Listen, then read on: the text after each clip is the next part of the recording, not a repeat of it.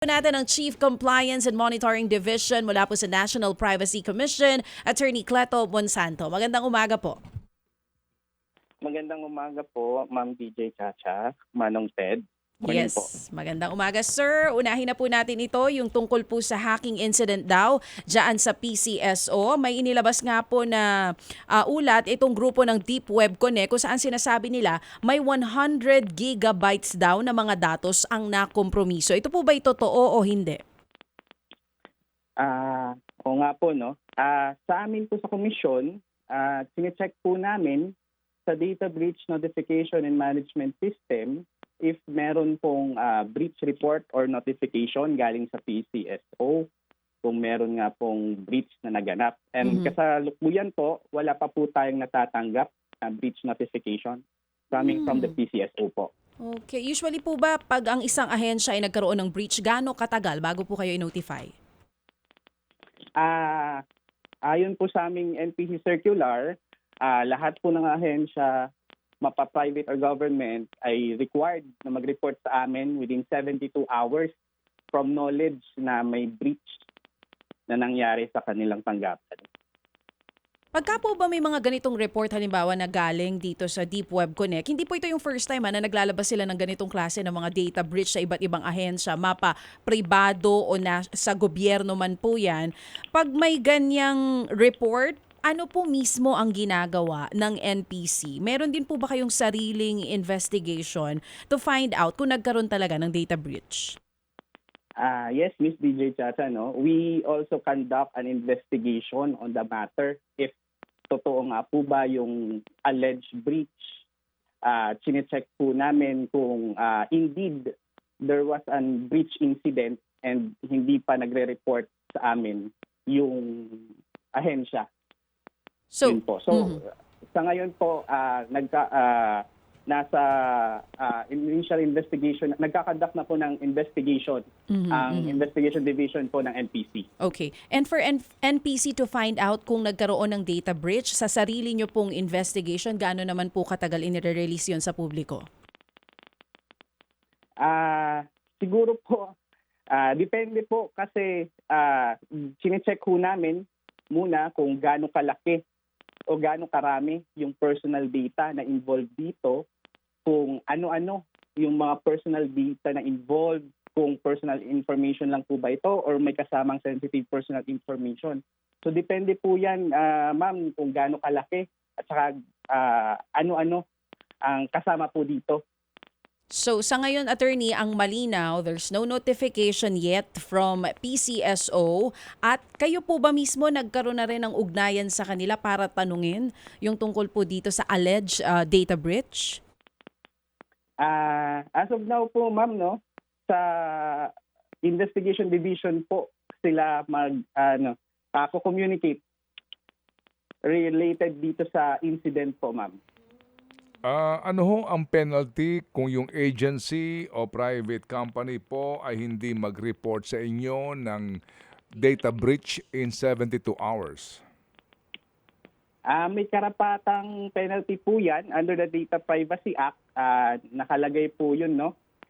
Likewise po, Sir Ted, Manong Ted, meron din pong karapatang administrative fine sa mga ahensya na hindi nakapag-report sa komisyon. Opo, would you know kung ano po yung naturang karampatang penalty? Sir Ted, depende po kasi yan, no? If it involves sensitive information and or personal information lamang po. Okay. So doon po nagbabase yung penalty po, Sir Ted. Manong Ted. Opo. Sige po. So, attorney, dito po ngayon sa PCSO issue na ito, lagpas na ho ba 72 hours magmula nung mag-anunsyo itong isang grupong ito na na-breach nga po ang kanilang website? Sir Ted, no, kung babasahin natin yung NPC circular, from knowledge po or belief na may personal breach. So, dapat na kay PCSO po, starting 72 hours. Okay. Hindi doon sa nag-anunsyo nito, kung hindi yung pag-amin ng agency na nagkaroon nga ng breach. Opo. Okay. Di ho ba kung sakasakali po na hindi umamin yung agency, will you take that kind of denial, hook, line, and sinker, as in hindi na ho kayo mag-iimbestiga? Hindi naman po, Sir Ted, no? Habang hinihintay ho namin yung breach report or notification nila sa aming system, ay nagkakandak na po kami ng initial investigation through our investigation division ng Commission. Opo. At hindi ho ba maitatago yan ng isang agency, ang breach na yan, kung sakasakali pong magpo-forensic examination kayo sa kanilang IT? Hindi po, Sir Ted, lalo na pag sinasabing malaki yung datos na involved dito. Mahirap pong itago yung mga ganong informasyon, Sir Ted. Opo. Anong grupo ito, Tia? Meron po kasing isang grupo ngayon Oo, na Deep Web Connect. meron ng mga inilabas na sinasabing In the patunay. past. Opo, itong Philippine Exodus Security na sinabihan po naman ng PCSO management na nagpapakalat ng fake news, no? Ito ba'y na ano na ho ninyo na encounter na sinasabi po nitong grupong ito na umano ang siyang responsable sa nangyaring breach, na meron po talagang inilalabas na ngayon na informasyon doon sa nakuha nila sa PCSO? Sir Ted, no, sa mga ganong anunsyo, we have to verify first if indeed totoo ito. Okay. Baka po kasi haka-haka lang or invento lang nila. So kaya po nagkakandak kami ng investigation if indeed totoo nga po itong mga sinasabi nila. Kung may mga nilabas po sila, and our investigation division will check if indeed it is true or fabricated information. Opo. Kapag ho ganyan na, kung sakali po na fabricated information, meron bang pananagutan po naman yung nagpapakalat ng informasyon na yun na kanin yung fabricated? Maaari po silang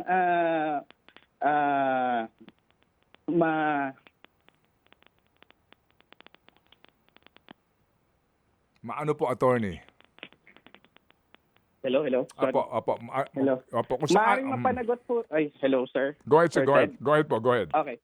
Apologies. Maaari pong mapanagot ang mga taong nagpa-fabricate ng mga ganitong informasyon, no?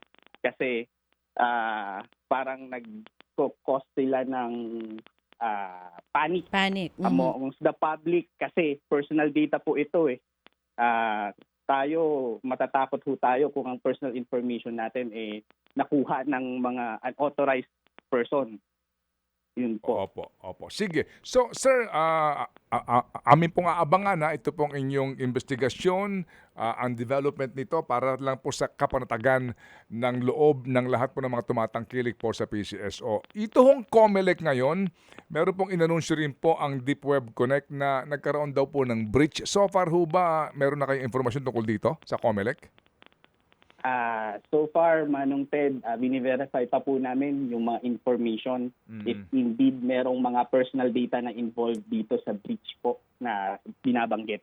Okay, sige po. I will respect that. Sige. So salamat po na marami sa inyo, attorney, at kami po'y aantabay sa inyo po magiging anunsyo, ha, kung sakasakali man po totoo o talagang kumpirmadong hindi. Okay, salamat po, attorney. Makakaasa po kayo. Opo. Maraming salamat, Manong Ted, Miss Opo. DJ Chacha. Thank you po. Thank you. Truth FM. Si Attorney Cleto Monsanto ng National Privacy Commission.